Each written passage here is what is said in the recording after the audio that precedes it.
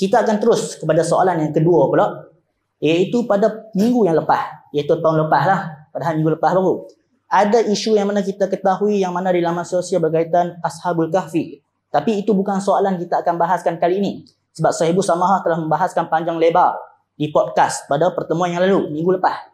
Boleh tengok di YouTube. Di YouTube Promedia Tajrid ada dirakam, iaitu podcast berkaitan isu tersebut.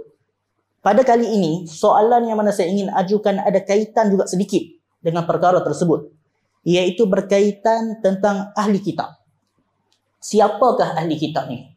Adakah ahli kitab yang mana berada pada zaman kita ini, iaitu orang Nasrani dan juga Yahudi, hukum mereka ni terpakai juga sama dengan yang berlaku pada zaman Nabi SAW. Jadi minta Sahibus Samahah memberikan pencerahan tentang perkara ini.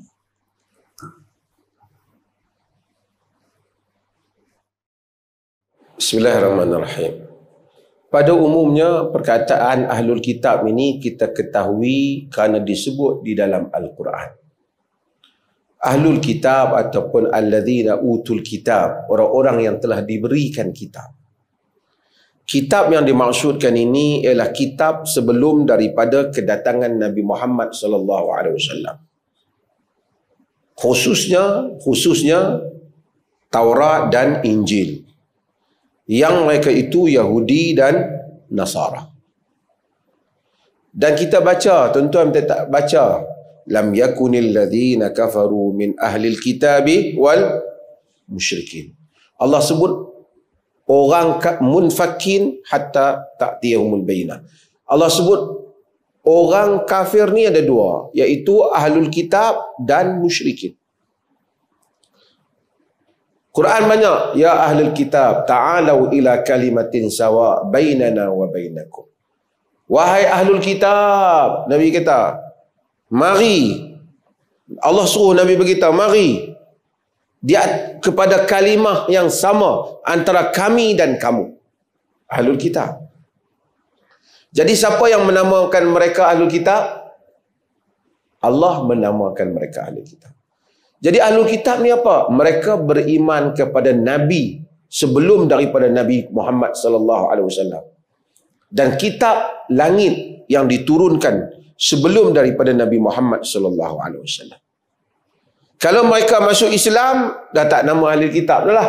Dia akan jadi Muslim dah lah. Mereka ahlul kitab ni, mereka ada ilmu tentang kitab yang lepas. Itu dulu. Adakah kitab mereka itu sentiasa betul? Tak. Kenapa? Bukan kitab itu memang betul. Yang tak betul sebab apa? Mereka menyeleweng. Allah kata, fawailul lilladzina yaktubuna al-kitaba biaydihim. Fawailul lilladzina yaktubuna al-kitaba biaydihim. Thumma yaquluna hadha min 'indillah liyashtaru bihi thamanan qalila. Celaka orang yang menulis kitab dengan tangan mereka, kemudian menyatakan ini daripada Allah untuk membelinya dengan harga yang murah.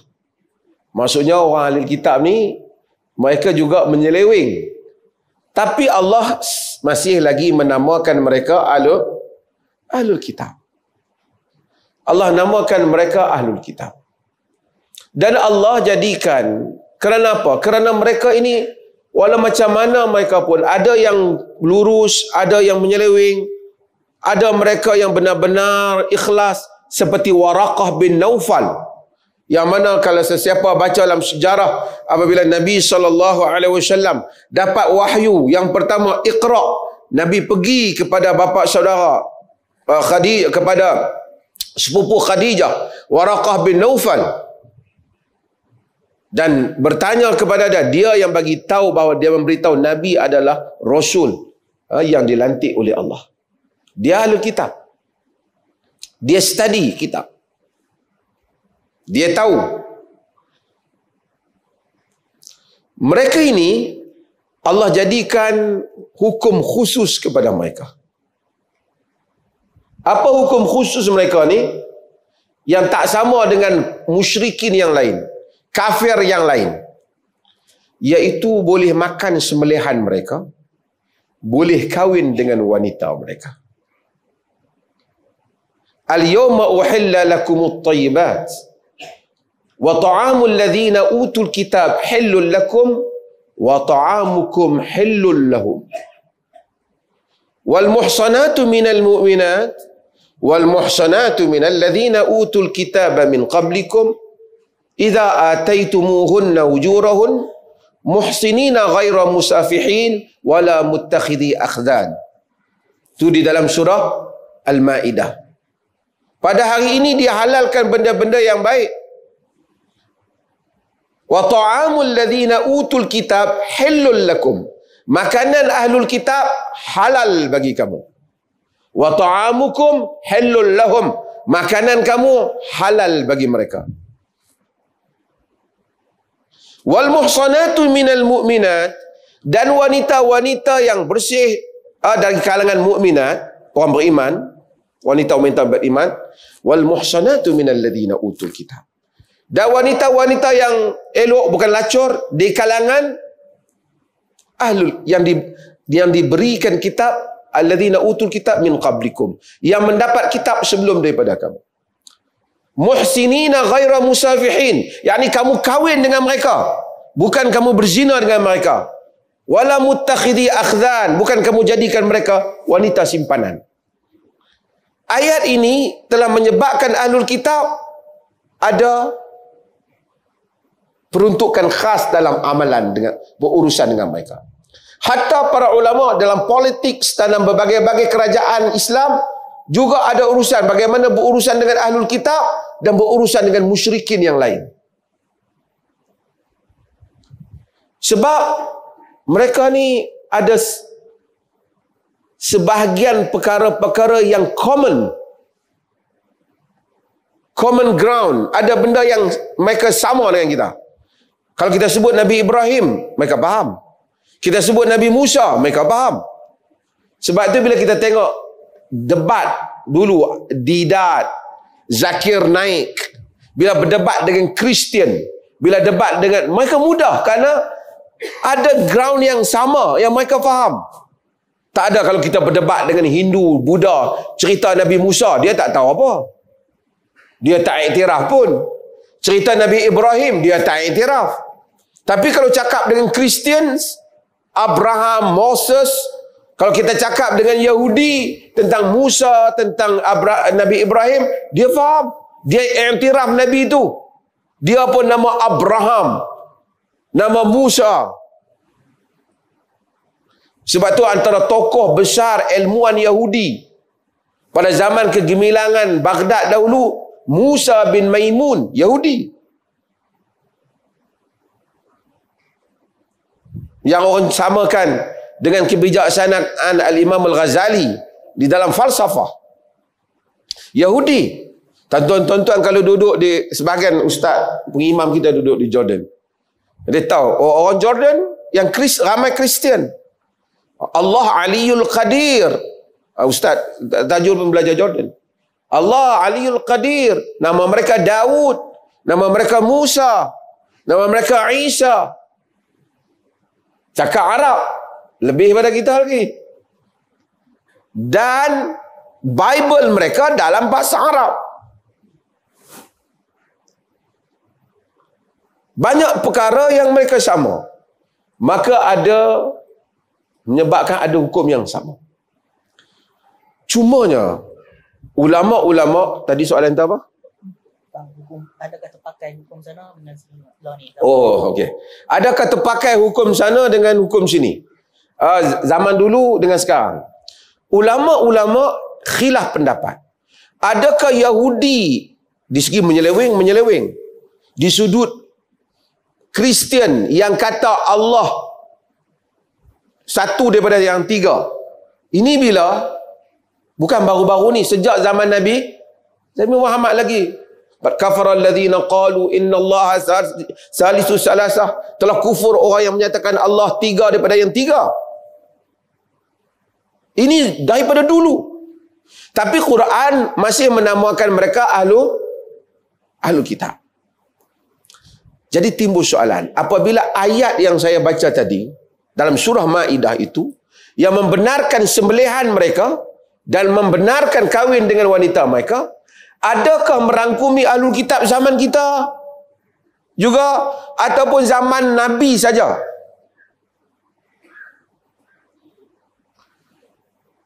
Okey. Majority mazhab, khususnya dalam mazhab Hanafi, mazhab Malik dan dalam mazhab Hambali, kaul dalam mazhab Hambali yang kuat menyatakan ia merangkumi Yahudi, Kristian pada zaman Nabi dan juga pada zaman sekarang, selepas zaman Nabi. Kerana yang diukur kepercayaan dia, apa yang dia percaya. Kalau dia percaya macam mana Ahlul Kitab tu percaya, dia masuk. So, sembelihan Yahudi tu boleh kita makan, Kristian kita boleh makan jika dia di atas cara Yahudi dan Kristian ataupun Nasara lah. Kristian ni dalam terjemahan biasa Nasara tu. Boleh. Ini majoriti mazhab. Dalam mazhab Syafi'i, dia kata tak. Dia kata Yahudi dan Kristian yang Ahlul Kitab yang dimaksudkan itu, hendaklah mereka tu Ahlul Kitab sebelum Nabi dibangkitkan sebagai Rasul. Selepas Nabi diutus sebagai Rasul, yang jadi Yahudi dengan Kristian selepas itu tak kira.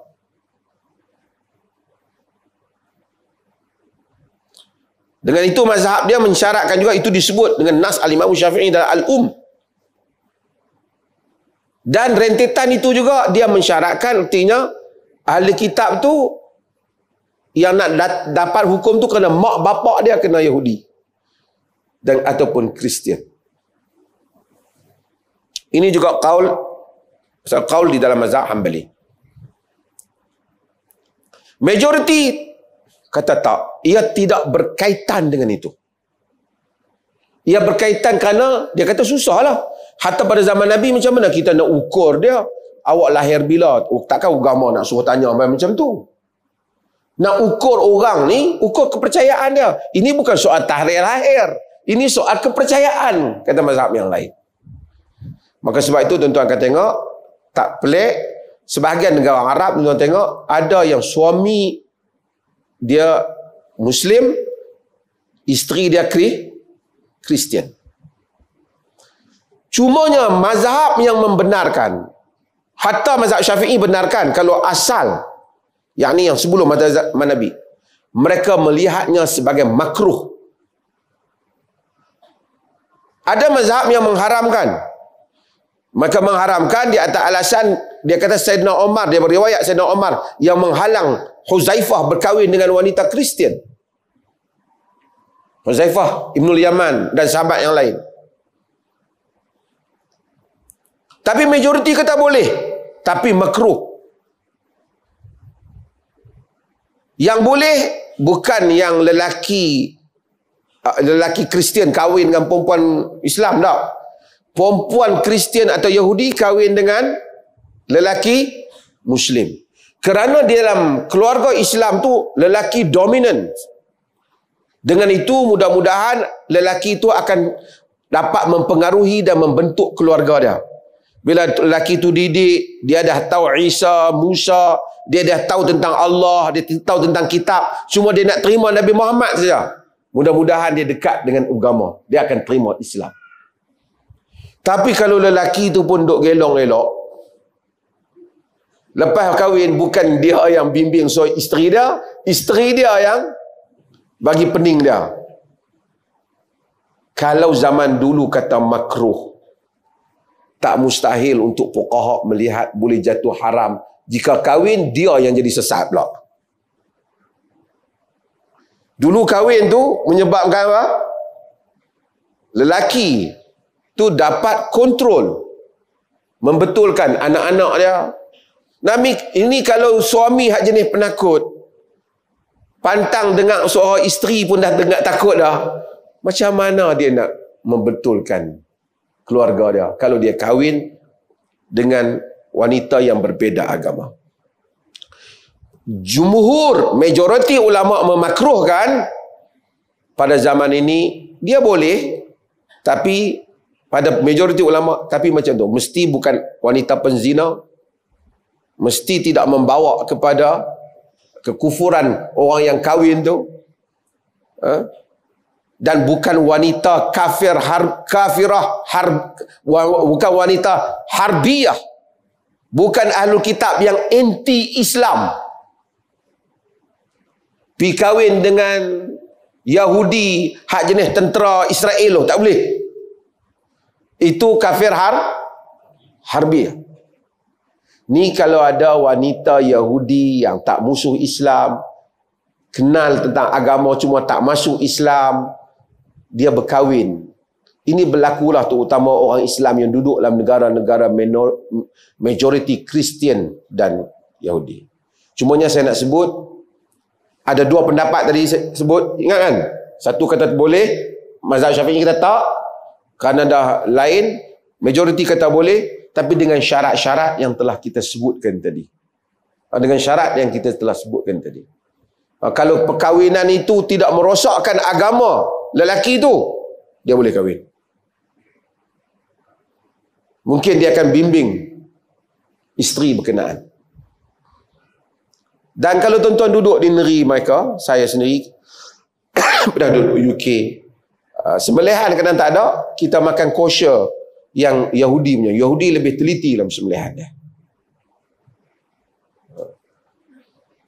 Cumanya orang putih ada hari ni, kita sebut orang putih lah, kebanyakan ni dia bukan lagi Kristian. Mereka ramai yang atheist. Mereka tak percaya Tuhan pun.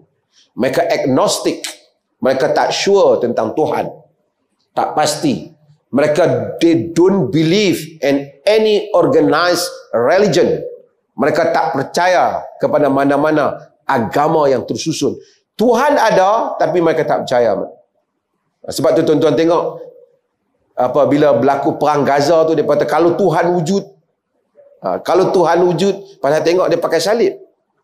Artinya dia orang semua tak berapa percaya Tuhan. Salib tu walaupun dia sambut Christmas, itu hanya culture, bukan agama, bukan lagi kepercayaan. Kalau dia kepercayaan, dia jatuh pada hukum yang saya sebut tadi. Dalam fatwa Perleh yang sebelum zaman saya lagi, dia fatwa boleh kahwin dengan wanita ahlul kitab, tapi dengan syarat-syarat yang kita sebut. Kerana ada satu orang lelaki masa tu tanya pada zaman Dr. Juanda nak kahwin dengan wanita ahlul Kristian, dan fatwa telah keluar, tiba-tiba wanita itu telah masuk Islam sebelum kahwin. Jadi fatwa itu tak berfungsi lah. Tapi dia telah masuk Islam. Kerana mereka lebih dekat. Orang Kristian ni, sebab tu tuan-tuan tengok dia buat tour di masjid. Kebanyakan yang masuk Islam, orang Kristian. Dia Jesus, dia pernah dengar. Moses, dia pernah dengar. Cuma dia nak dengar tentang Muhammad ni. The last messenger of God. The last prophet. Nabi yang akhir. Yang tu je. Sebab itu hikmah. Bila Allah syariatkan perkahwinan tu. Tapi kalau hikmah itu tak berlaku, kahwin menyebabkan jadi penin lagi, bukan jadi bawa pada Islam, maka itu yang Sayyidina Umar tak benarkan. Sayyidina Umar kata, aku bimbang kamu kahwin dengan mereka, kamu tinggalkan wanita-wanita mukminat. Bukan aku mengharamkannya, kata Umar. Allah.